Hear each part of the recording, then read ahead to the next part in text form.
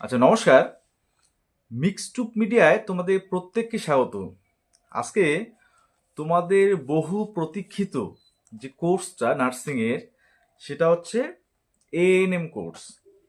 তো তোমরা যারা জেনপাস ইউজি দিয়েছো, তারাও এএনএম জিএনএম এক্সামও দিয়েছো, বা এএনএম জিএনএম অনলি যারা দিয়েছো, সবার কিন্তু একটা মোটামুটি একটা টার্গেট থাকে যে এএনএম এর কলেজ যাতে আমি একটা পাই, এবং দ্রুত সেই 2 বছরের যে কোর্সটা কমপ্লিট করে সেটা হচ্ছে আমি দ্রুত যাতে একটা চাকরি পাই।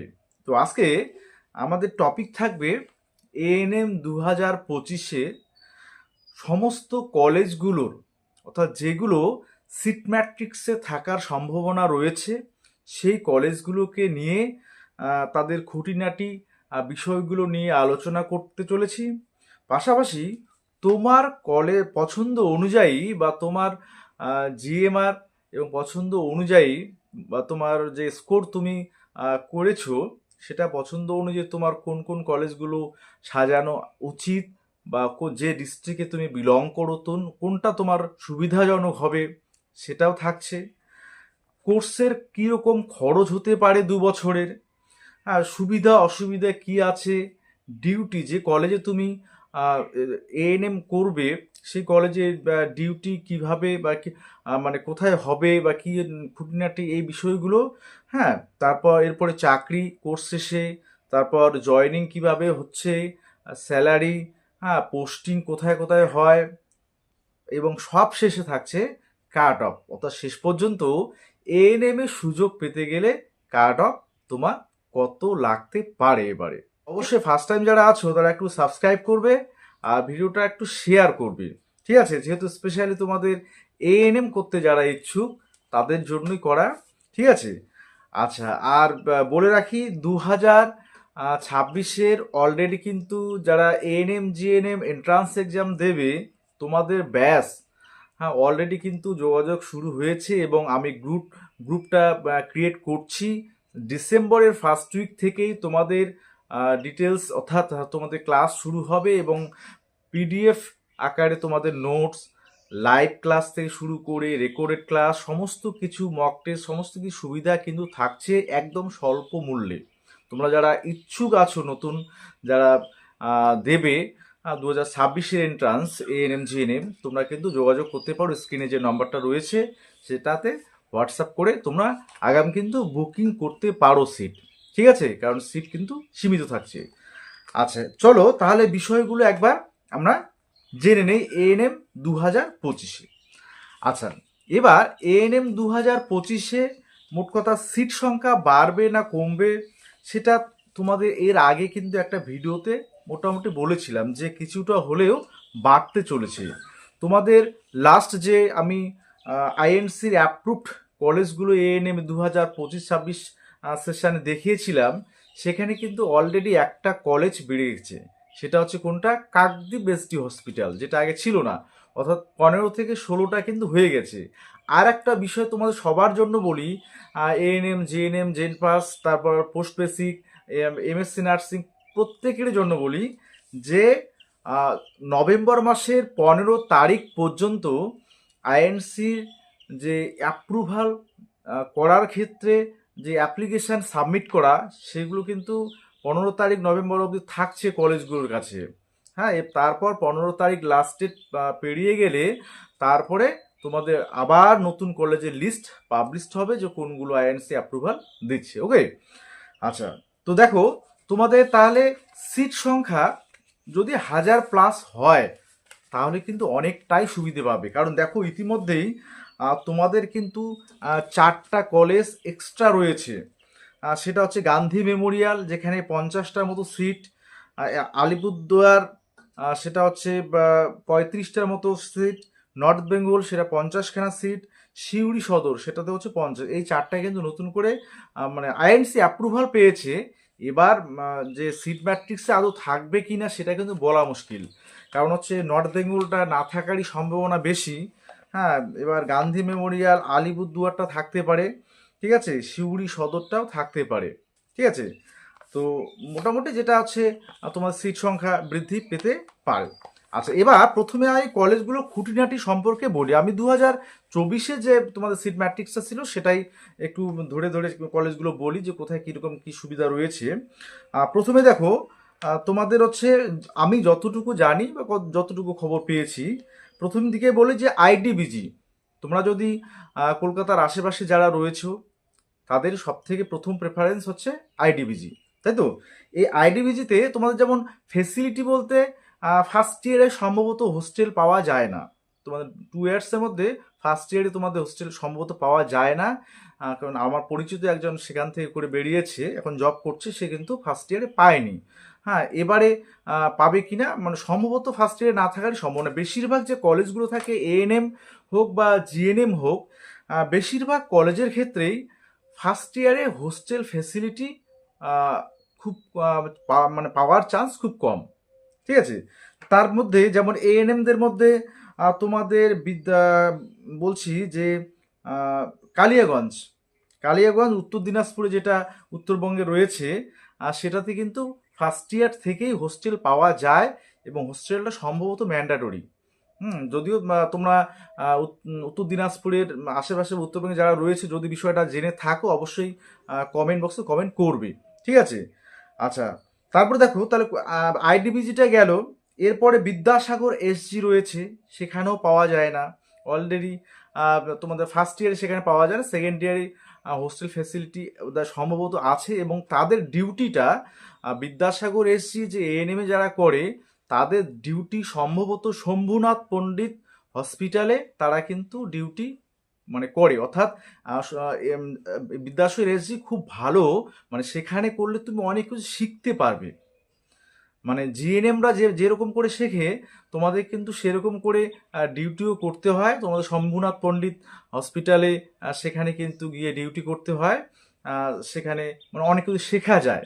তোমাদের জিএনএমরা যেটা শিখতে পারে তোমরাও সেটা শিখতে পারবে, ঠিক আছে? আচ্ছা, এরপরেই আমি চলে আসি, তাহলে আইডিবিজি গেল। হ্যাঁ, এবার মুর্শিদাবাদ এমসিএইচ।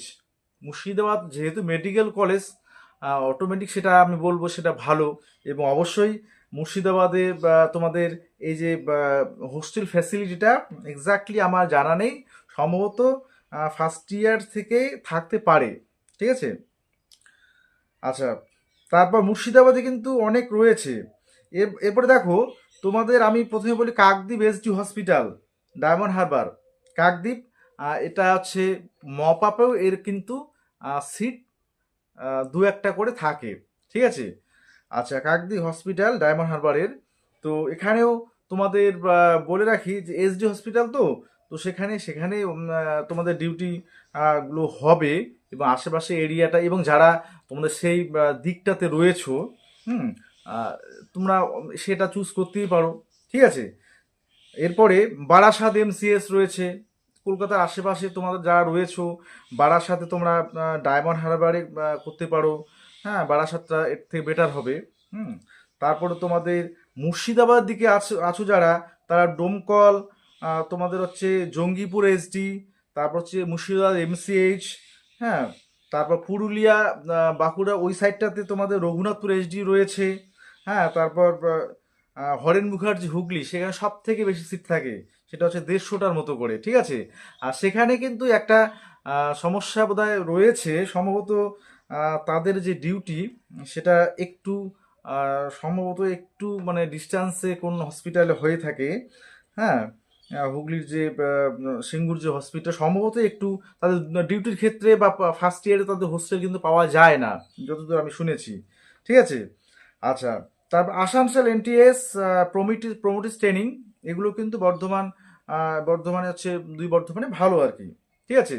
যদিও প্রমোটিসটা এখনও আইএনসি অ্যাপ্রুভাল যে লিস্ট সেটাতে কিন্তু নেই। তো মোটামুটি তোমাদের 3-4টে বাদ দিয়ে বাকি মোটামুটি সব এএনএম এর কলেজগুলোতে ফার্স্ট ইয়ার থেকে সাধারণত হোস্টেল তোমরা পাবে না। এবার খরচের কথা বলি, যে খরচের কথায় যদি আসি, তাহলে তোমাদের মোটামুটি খরচ হচ্ছে জিএনএম এ যেরকম হয়, অর্থাৎ মান্থলি প্রায় তোমার যদি বাইরে থাকতে হয় বা হোস্টেল থাকলে খরচ কিন্তু খুবই কম। হোস্টেলে চান্স পেলে 2000 থেকে 2,500 মান্থলি তোমাদের খরচ, ঠিক আছে? কারণ খাওয়া দাওয়ার ক্ষেত্রে হোস্টেল মানে টোটাল মিলে আর কি 2 থেকে 2,500 মধ্যেই তোমাদের মান্থলি হয়ে যায়।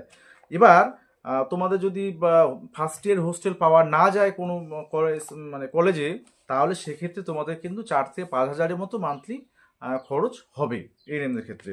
সেই হিসেবে তোমরা 2 বছরে কত খরচ হবে তোমরা হিসাব করে নেবে। আচ্ছা, এবার এই কোর্সে তোমাদের কিন্তু 500 টাকা তোমাদের স্টাইফেন্ড দেওয়া হয় প্রত্যেক মাসে, ঠিক আছে? এটা কিন্তু মনে রাখবে, 500 টাকা করে স্টাইপেন্ড রয়েছে। আচ্ছা, সুযোগ সুবিধা বলছে, সুযোগ সুবিধা এগুলোই, তোমাদের হোস্টেল ফেসিলিটি আছে কি নেই বিভিন্ন দিক দিয়ে অবশ্যই।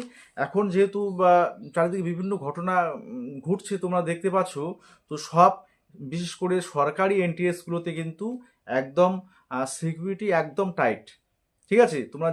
তোমরা অনেকে কালিয়াগঞ্জের নাম শুনে হয়তো ভয় পেতে পারো, কিন্তু কালিয়াগঞ্জ বলো বা তোমাদের কাকদ্বীপের নাম শুনে অনেকটা বলছে যে কাকদ্বীপ সেই সমুদ্রের কাছাকাছি চলে যাব, হ্যাঁ কখন কি হবে। মোট কথা তোমাদের সিকিউরিটি কিন্তু যথেষ্ট টাইট সেগুলোতে, ঠিক আছে? অর্থাৎ এনটিএসগুলোতে, বিশেষ করে গভর্নমেন্ট এনটিএসগুলোতে যথেষ্ট টাইট সিকিউরিটি, ঠিক আছে? বাকিটা নিজেদের ব্যক্তিগত বিষয়। আচ্ছা, এরপরে কোর্স শেষে 2 বছরের কোর্স কমপ্লিট করলে তোমরা চাকরির ক্ষেত্রে বলি, দেখো আমি 2021 থেকে আসি। 2021-এ যারা প্রায় 1650 জন ছিল, সব থেকে বেশি ছিল 2021-এ, তাদের কিন্তু তারা চাকরি পেয়ে গেছে। অর্থাৎ 21 থেকে 23 যাদের সেশন ছিল তারা চাকরি করে গেছে, 1650 জনই পেয়েছে। তার আগে 2020 তারা কিন্তু মোটামুটি ওই প্রায় নিজের ডিস্ট্রিক্ট হোম ডিস্ট্রিক্টে তারা পোস্টিং পেয়েছিল, ঠিক আছে? মানে 20-22-এর যে ব্যাচটা, আর 21 থেকে 23-এর যে ব্যাচটা এএনএম, তারা কিন্তু বেশিরভাগই হোম ডিস্ট্রিক্টে পায়নি। হ্যাঁ, সেটা হচ্ছে মেরিট বেসিসে হয়তো হবে। তো বেশিরভাগই অনেকেই মুর্শিদাবাদে রয়েছে, মুর্শিদাবাদে প্রচুর ভ্যাকান্সি। তো অন্যান্য ডিস্ট্রিক্টে ছড়িয়ে ছিটিয়ে রয়েছে। মোট কথা হোম ডিস্ট্রিক্টে খুব কম পেয়েছে, তবে পেয়েছে অনেকেই, পেয়েছে খুব সংখ্যাটা কম আর কি। এবার সেখানে 1650 জন ছিল 21-23-এর। এবার 22-24 তাদের এখনো পোস্টিং হয়নি, তাদের সম্ভবত নভেম্বরের শেষের দিকে পোস্টিং কমপ্লিট হওয়ার কথা, ঠিক আছে? আচ্ছা, এবারে আসি তোমাদের পরের যে ব্যাচটা উঠে আসে, তোমাদের 23-25, তোমাদের হচ্ছে নভেম্বরে হয়তো তোমাদের রিলিজ দেবে। তো কেউ যদি থাকো তোমাদের বিভিন্ন বিষয় যে যে কলেজগুলিতে রয়েছে, এই ভিডিওটা দেখলে অবশ্যই একটু কমেন্ট করবে, সেখানে হোস্টেল ফ্যাসিলিটি থেকে বিষয়গুলো, সুযোগ সুবিধা মানে সুবিধা অসুবিধার কথাগুলো একটু তোমাদের বোনরা যারা যাবে তারা যাতে একটু জানতে পারে আগাম, সেটা তোমাদের কাছে সেই আবেদনটা রইল, ঠিক আছে? আচ্ছা, এবার তোমার স্যালারির কথা বলি, যে স্টার্টিং স্যালারি তোমাদের প্রায় 30,000-এর কাছাকাছি থাকছে, এবং অবশ্যই সেটা ভালো, ঠিক আছে? মোটামুটি এরকম বিষয়গুলোই তোমাদের স্যালারি খেয়ে থাকছে। দেখো মোট কথা তোমাদের এএনএমটা করলে মানে গভর্নমেন্ট প্লেসমেন্ট, যেহেতু চাকরিটা নিশ্চিত, এটা দেখেই কিন্তু সবাই সেই দিকে ঝুঁকে পড়ে, এবং কাট আপটা অটোমেটিক বেশি হয়। এবারে 2024-এ না 25-এ আমি বলে দেই যে তোমাদের 3টে কাউন্সিলিং, তো তোমরা 2টো কাউন্সিলিং ধরে এগোবে, কারণ থার্ড কাউন্সিলিংয়ে অর্থাৎ মপ আপ যেটা, সেই মপ আপে কিন্তু বেশি সিট থাকে না। থাকলেও অরফানের ক্ষেত্রে সিট একটা, কোনো কলেজে একটা বা 2টো করে থাকে। লাস্ট ইয়ার মপ আপে 7টা কলেজ ছিল, ঠিক আছে? মুর্শিদাবাদে ইডাব্লিউএস অরফানের একটা করে ছিল, কালিয়াগঞ্জে অরফানের একটা ছিল, জঙ্গিপুরে অরফানের একটা ছিল, ডোমকলে ইডাব্লিউএস এর আর হচ্ছে অরফানের একটা করে ছিল, তারপর ডায়মন্ড হারবারে ইডাব্লিউএস অরফান একটা করে ছিল, বারাসাতে অরফানের একটা ছিল, আর কাকদ্বীপে ওবিসি বি একটা ছিল, আর হচ্ছে অরফানের একটা ছিল। তো থার্ড রাউন্ডে অর্থাৎ মপ আপের কথা না বললে এখানে না ধরলেই চলে, ফার্স্ট রাউন্ডের বেশিরভাগ কলেজ তোমাদের বুকিং হয়ে যায়, ঠিক আছে? এবং সেকেন্ড রাউন্ড অর্থাৎ যেটা আপগ্রেডেশন রাউন্ড, সেই রাউন্ডে কিছুটা কলেজ থাকে পরবর্তীতে যারা চান্স। তবে আমি তোমাদের ফাইনাল কাট অফটা একটা মোটামুটি বলে রাখি, যে এই তোমাদের স্কোর এরকম হলে তোমাদের যে এএনএম এর একটু আশা করতে পারো। পাশাপাশি তোমাদের জিএনএম তো রয়েছে, যারা এএনএম পাবে না, যে জিএনএম করবে, সেই বিষয়গুলো সেই অনুযায়ী তোমরা তাহলে চয়েস ফিলিংটা সাজাবে। আর একটা কথা আমি তো আগেই বলেছি কালকের ভিডিওতেই, দেখো তোমাদের মোটামুটি যে ইউআর ক্ষেত্রে 75+ তোমাদের যদি থাকে, মানে একটু আশা রাখতে পারো, ঠিক আছে? 75+ যদি থাকে তাহলে একটু আশা রাখবে, আমি বলছি। যে একদম কনফার্ম পাবে সেটা কিন্তু আমি বলছি না। যে দেখবে সেকেন্ড রাউন্ড পর্যন্ত, যে যদি পাওয়া যায়। আর মপআপের কথা ছেড়ে দাও, মপআপের সিটও থাকবে না। যদি সিট থাকে তাহলে অ্যাপ্লাই করবে, নতুন করে চয়েস ফিলিং করবে। আর S A, OBC A, B, SC, CD, EWS মোটামুটি 72 থেকে 75-এর মধ্যে, অর্থাৎ 70 থেকে 75 ধরে নাও। 70 থেকে 75-এর মধ্যে যদি থাকে তাহলে তোমরা মোটামুটি একটা আশা রাখবে যে এএনএমটা যদি পাই। অর্থাৎ চয়েস ফিলিংটা সেইভাবেই তখন করতে হবে, এএনএম এর কলেজগুলো সামনেই দিতে হবে, ঠিক আছে? এবার তোমার পছন্দ মতো তুমি দেবে। আচ্ছা, ইডাব্লিউএস এর ক্ষেত্রে যেমন 70 মোটামুটি পেলেই আম, আশা একটা ভালোই আছে। আর এসটি আর অরফানের ক্ষেত্রে তোমাদের এসটি যাদের 55 থেকে 60-এর মধ্যে আছে তোমরা আশা রাখতে পারো। আর অরফানের ক্ষেত্রে 30 থেকে 35-এর মধ্যেও থাকলেও তোমাদের কিন্তু শেষের দিকে সুযোগ হয়ে যায়। প্রায় 72,000 80,000 পর্যন্ত জিএমআর থাকলেও তোমরা কিন্তু অরফানরা পেয়ে যাও, ঠিক আছে?